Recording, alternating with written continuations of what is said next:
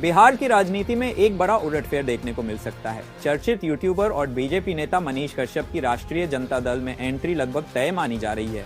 हाल के घटनाक्रम और राजनीतिक हलचलों ने इस बात को और भी हवा दे दी है। सूत्रों के मुताबिक मनीष कश्यप जल्द ही तेजस्वी यादव की मौजूदगी में आरजेडी की सदस्यता ग्रहण कर सकते हैं। हालांकि अभी तक इस पर कोई आधिकारिक पुष्टि नहीं की गई है, लेकिन पार्टी के अंदर खाने से संकेत मिल रहे हैं कि दोनों पक्षों के बीच बातचीत अंतिम चरण में है। गौरतलब है कि मनीष कश्यप 25 अप्रैल 2024 को भारतीय जनता पार्टी में शामिल हुए थे।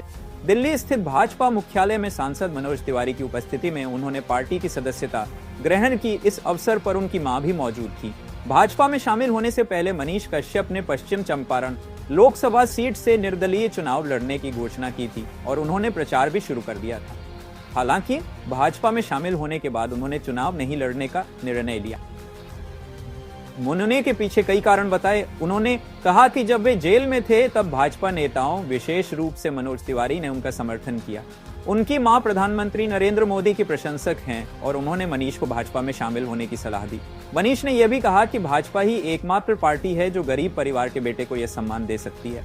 मनीष कश्यप ने यह भी स्पष्ट किया कि उनकी लड़ाई लालू प्रसाद यादव के परिवार जैसे भ्रष्टाचार के प्रतीकों के खिलाफ है और वह भाजपा के साथ मिलकर बिहार को मजबूत करना चाहते हैं। लेकिन हाल ही में उन्होंने कुछ मुद्दों को लेकर असहमति जताई थी। टीएमसीएच में उनके साथ हुई मारपीट की घटना और राज्य सरकार की प्रतिक्रिया को लेकर उन्होंने खुलकर अपनी नाराजगी जताई थी।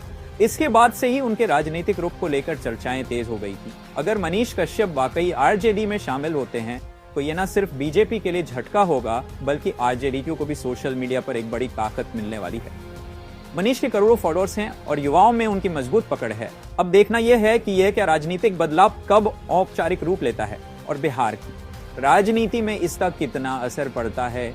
ऐसे ही तमाम खबरों के साथ जुड़े रहें हमारे साथ और देखते रहें News 7 वॉच।